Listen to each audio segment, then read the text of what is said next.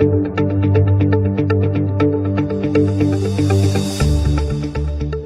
right, well, the big one, of course, is vocabulary. The main issue why with it causes problems for low-level students on the TOEIC is they just don't know enough words.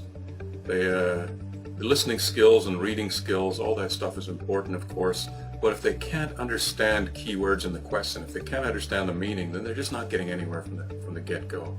So that's the single biggest problem for sure. The other one is that the nature of the test, the fact that it's timed, and that's a sort of calculated part of the actual challenge in the test design.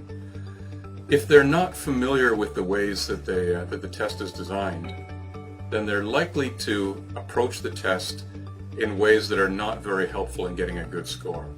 For example, a lot of Japanese students, especially, their practice in the past has been, in terms of reading, has been quite slow, word by word, sentence by sentence.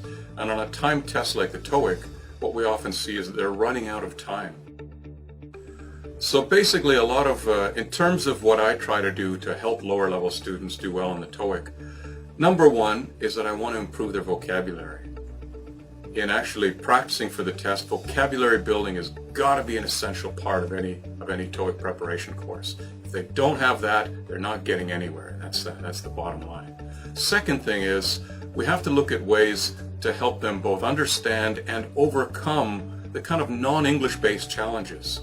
For example, by having them read the questions first in the listening section and understand those before they actually listen to the actual text.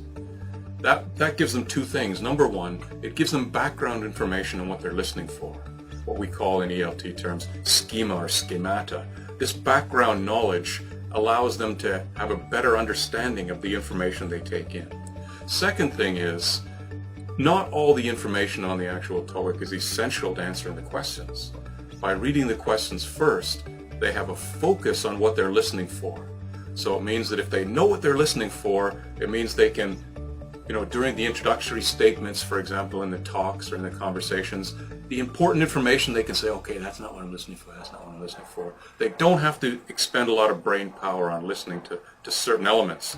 But as soon as they hear certain keywords or related concepts, that's when their brain should click on, and that's when they should start to focus. If we can get them in the habit of doing this, of making predictions about what they're going to hear based upon what they read in the questions, and having a clear focus, it actually makes the listening task an awful lot easier and gives them a real leg up on actually understanding what's going on and answering the questions.